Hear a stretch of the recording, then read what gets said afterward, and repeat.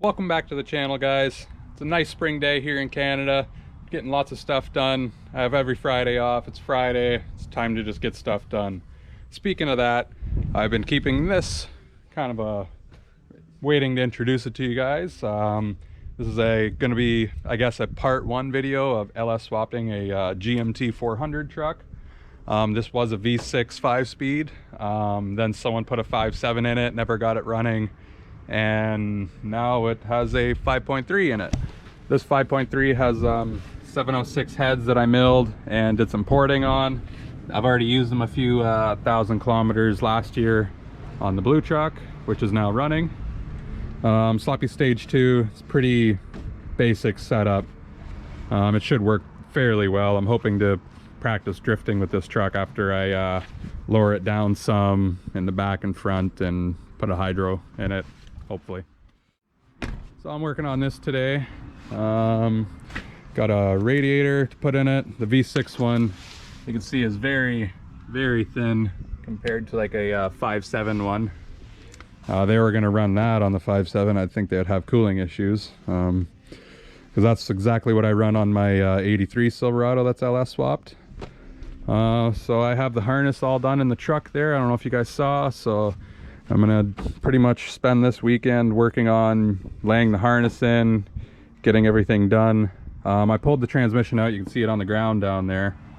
I pulled it out because I'm waiting on the clutch and flywheel for this, but I want to start working on everything else. So I figured I'm just going to put the clutch and flywheel on it. If you guys are wondering how to put a NV3500 on a 5.3 liter, there's a few ways you can do it. Some ways are better than others. The best way I found was to actually just use a clutch from a 4.8, a clutch, flywheel, pressure plate and everything from a 4.8 liter, like a 2006. Because they came in 5 speeds in a couple of trucks. Like the small block clutch, you could use it and you can space out actually the small block flywheel, I believe, with like just like a spacer off of eBay or something like that, because the difference between an LS and a small block is 400 thou. So you just have to space it out, but you don't get as much surface area. You could use the Sachs 1050W off of Rock Auto and then put the small block clutch on it after you egg out the pressure plate holes and pull out the dowels, but you don't get the full contact patch on that. So I figured I'd just go with I went with a kind of an aftermarket clutch. It was like a Zoom performance clutch. I don't know, it was kind of the cheapest, better clutch I could get, because this is a real budget build here. Just consider this part one of this build. Well, build, however you want to say it. I don't really like that word, but it's what it is. Yeah, so we'll just continue going here. I need to put in brake lines. I took out the ABS out of the main harness too, so no more ABS. I have another Willwood proportion valve that I'm going to put somewhere here. Other than that, I just used the cheapest eBay plates, and I measured from there to the bell housing and there to the mount, so I tried to put it as close as I could to where the small block was, so I don't have to change the drive shaft. It was within 1/8 of an inch, so I just used the furthest ahead bolts on it to put the motor further back, because if you put it in any other spot, it would be too far forward and it would mess up where the transmission mount is and everything else. But as you can see, these trucks take it very well. There's actually, I think there's more room up top than there is on my square body. Any other questions, guys, just leave them in the comments. If it'd really help out if you guys like, comment, and subscribe this video, then I could keep doing this stuff, you know, get more views, get it out there. I noticed there was a lot of vague info on 5-speed swapping these trucks. Everyone had their own little spin to it, and like, just have something set in stone. And maybe we'll go over on how to do it at the end, like an overview.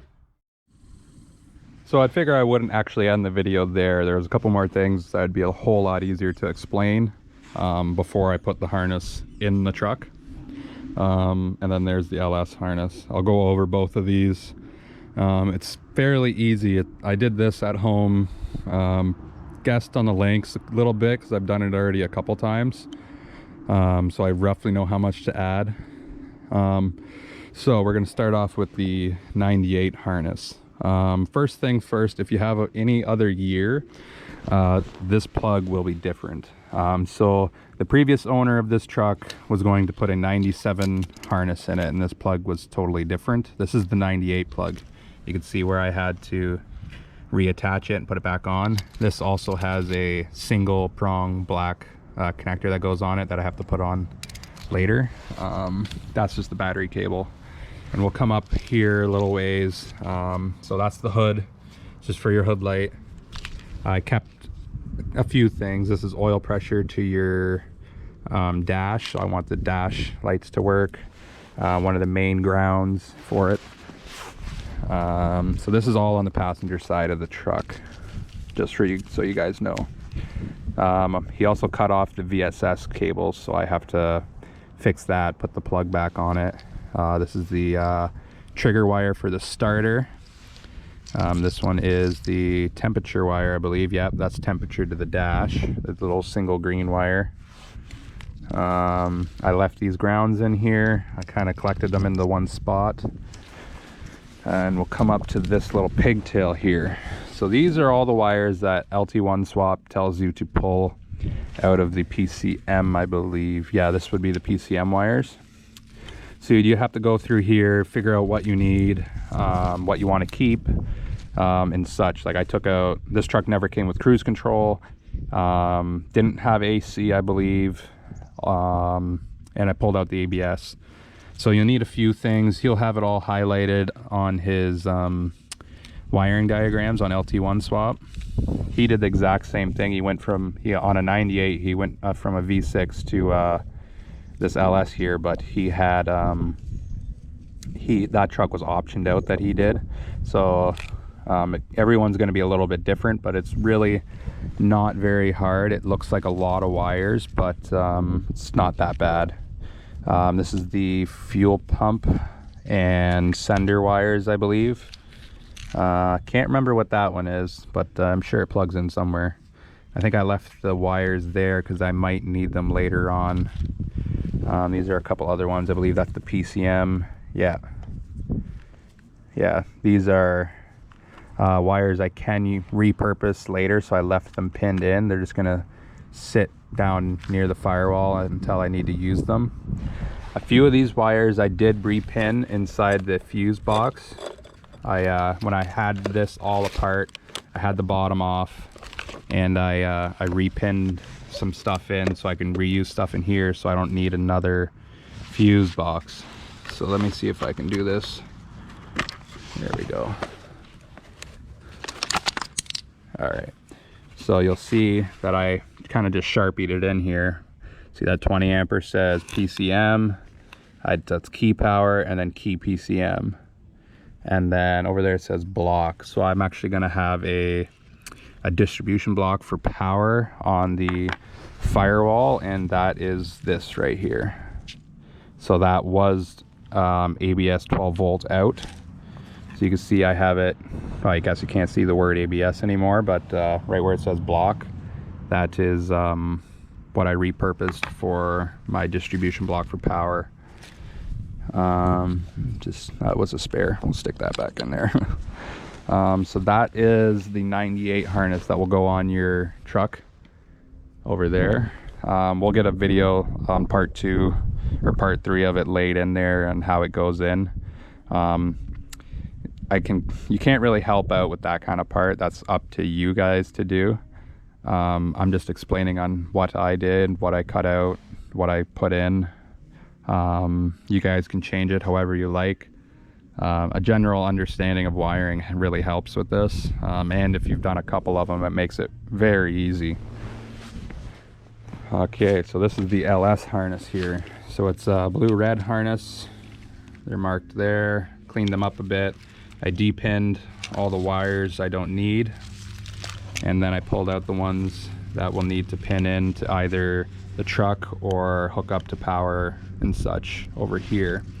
So you can see there's key for the PCM 12 volt constant, brake switch, which I don't really need, to be honest, because that's a manual truck. That was for two-step that I talked about earlier. And yeah, 2-step. That's for your OBD2 plug, tack wire, fuel pump control, check engine light if I want to hook it back up. I believe I left the wire out over there for it, so it should be fairly easy. And these I'm going to hook into each bank, so I'll have O2 sensors. I'll have sensors and tranny on one fuse, so that's sensors, no tranny, because this is it's a manual truck, so I don't need any transmission stuff. As you can see, it's all gone. PCM will be on another separate one. You can see I have these zip tied together right there as each bank, so I'll have so that would be bank 2 stuff, so coils 2, 4, 6, and 8, injectors 2 and 4, and it'd be the other injectors 6 and 8, and then it'd just be the other bank here. It's once you understand what you're doing and why, then it comes a whole lot easier. Trying not to bore you guys out here, but I'm just trying to explain quick on what I did and why. You can kind of see how I did it. So you'll have one bank of one side of the engine here, another side of the engine there.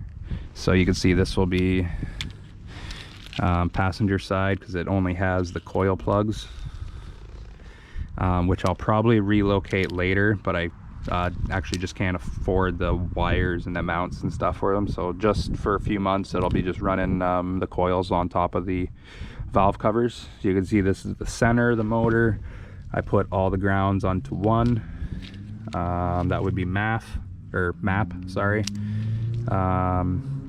Cam sensor, and I think those are knock. Has to be knock. You'll also see this is the driver's side. We have TPS, coolant, alternator, and IAT right there. You can see the injector harness right here. They're labeled 3, 1, 3, 5, and 7. This is my oxygen sensor, driver's side, so bank 1. And you can see that these are strung out over here too. So this is, might be a little bit long, but this is the passenger side oxygen sensor. This will be my actual MAF. So I'm gonna, actually no, that will be, can't remember what that is. Either way. And then this is the MAF, sorry. So as you can see, it's really not that bad. Hopefully you guys stuck through this. It's really boring talking about wiring, but if you don't understand it, then it's kind of might help you out. If you can kind of see how I laid it out there. So you have passenger side of the vehicle, so that'll be the firewall. That is the passenger side again, center of the motor, driver's side, O2 sensor, and then wherever the PCM lands will be right there. So it's just a matter of putting them in the truck and then tying them together at that point. Those will probably ran on a separate fuse block. I can't really, to be honest, I can't remember what I did. I'm pretty sure I repinned some stuff in there for each bank and the PCM. So I guess we'll cover that in another video on how I actually ended up doing it. But yeah, so it's really not that hard. I just have to just lay them in there. I'm probably going to hang them against the back of the firewall so they're not laying on the motor. This is the approximate angle that it's going to be at. I just have a strap holding it up because the transmission is on the ground over there. Yeah, if there's anything else I can help you guys with, just let me know. I'd be more than happy to answer some questions for you.